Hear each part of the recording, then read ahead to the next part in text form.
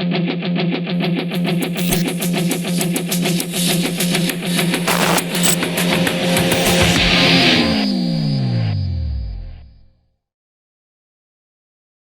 you settle and ride a horse any time of the year? Extreme hot or extreme cold? For your question, I'm going to assume what you mean by extreme hot and extreme cold. I'm assuming you mean extreme hot and cold weather.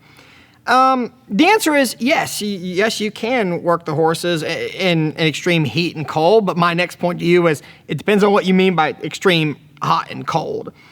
I've worked horses before where it was well over 100 degrees, and I've worked horses before when it was single digits, okay? There's different considerations for both of those temperatures, and I'll just kind of give you a few of the recommendations that we've used over the years.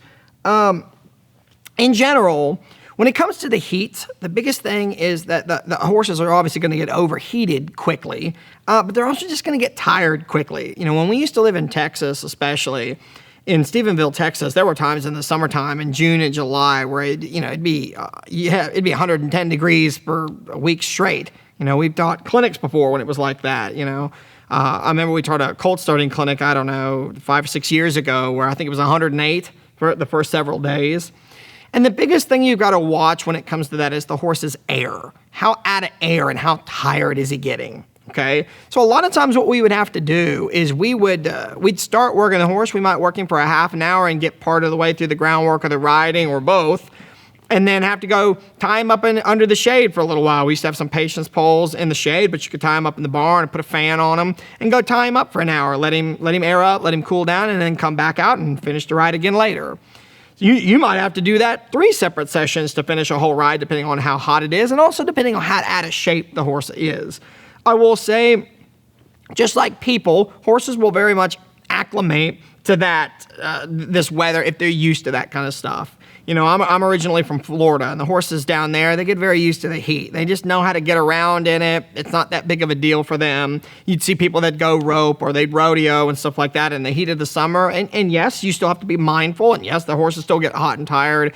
But the reality is those horses are very well adjusted. But if you get a horse from northeast Montana and you bring it down to South Texas in July, you know, he's going to be dying a slow death down there because it's totally different than what he's used to, and it's going to take him a little bit longer to acclimate to that heat, just like people. The cold, very much the same way, but of course now we're talking about the opposite. I think the lowest temperature-wise that I've ever ridden a horse in, I think, was probably 7 or 8 degrees, something like that, so single digits, you know what I mean? And if I'm being honest with you, the reason I didn't want to ride any colder than that was not so much that I was worried that the horses were going to get hurt or something like that, or was going to have some sort of lung issues or something. It's that I'm a big freaking baby about the cold and I don't like it. That's why I didn't do it. But same sort of situation there. You need to be a little bit cautious about getting them really, really hot and sweaty, because the horses can certainly get a chill. You know, you're out there, you've been really working him hard, he's hot, he's sweaty, and it's, 5 below out here. Yeah, that's going to become dangerous, just like it is for people, okay? Whenever we have a horse, regardless of whether it's a show horse or not, we always make sure that in the wintertime, as soon as we're done, we put some kind of an insulated cooler on the horse, some kind of drying cooler to get that sweat off of him as quick as possible.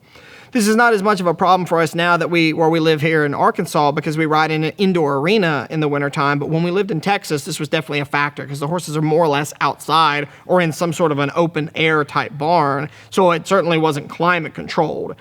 And you do that, it helps prevent those horses from running their immune system down and getting a chill and getting sick. It really wears on them when it's like that. But if I had my way, personally, yeah, if it's down near, 10 to 15 degrees, I'm not riding. You know what I mean? Like I said before, more than anything because I'm a baby about it, not so much because I think the horses are going to get hurt. I think if you're sensible and you just want to get out and ride, there's lots of people that go ride out in the snow and that sort of thing, but they're not out there getting the horses really hot, sweaty, and working. There are guys in Montana and Wyoming and Colorado that are out checking cattle on the horses, and it's well below zero, and it's knee-deep snow out there. But again, you got to be careful that you're not out there running and gunning and getting these horses really hot and tired, because no different than people, that could potentially become an issue for you, okay? So different considerations for each. I know lots of people in Arizona that ride their horses in the extreme hot in the summertime. I've been to Phoenix multiple times in the summertime where it's 120 degrees, 117 degrees, and it's been like that for a month straight there. So typically what we used to do is if we knew it was going to be that hot, when I say hot, I'm talking, let's just say 95 degrees plus. You know what I mean? Anything hotter than that. We just start a lot earlier in the morning or ride a lot later in the evening. Now, we've certainly had no choice at times where we had to ride throughout the day, or we just got so many horses to ride that they need to get ridden throughout the day. If that's the case, you're probably going to have to break that up into multiple rides to without running the risk of hurting the horses. When I say hurting them more times than not, that's you're running them out of air, you're getting them too exhausted. When you run their muscles out of air, now you start worried about bowing tendons and straining suspensory ligaments and things like that. That's typically what's going to happen. I'm not saying there's things like heat exhaustion or a horse physically being so exerted that they start tying up physically and things like that. I'm not saying that that's not a possibility. It's definitely a possibility, and you have to be very careful about that. But typically, my first worry is you're probably going to run the risk of hurting a horse's legs in some form or fashion when you start running them out of air that much, and the extreme heat certainly doesn't help that. But the reality is those kind of concerns are a factor regardless of how hot or cold it is. So the short answer to your question is yes, you can. Those are a few things that I would keep in mind. Take your horsemanship to the next level. The No Worries Club Premium membership is your ultimate portal to complete your horse training. You'll have access to Clinton's complete training library, thousands of hours of step-by-step instructional videos. You'll master all aspects of horsemanship, from fundamentals to trick training.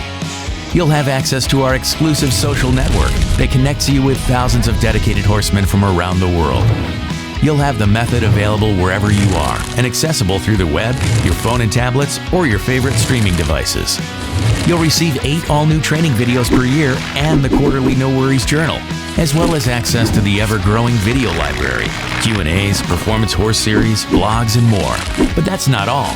You also get free tickets to walkabout tours and priority access to the latest news coming from Down Under horsemanship, not to mention VIP pricing on all of Clinton's must-have training tools.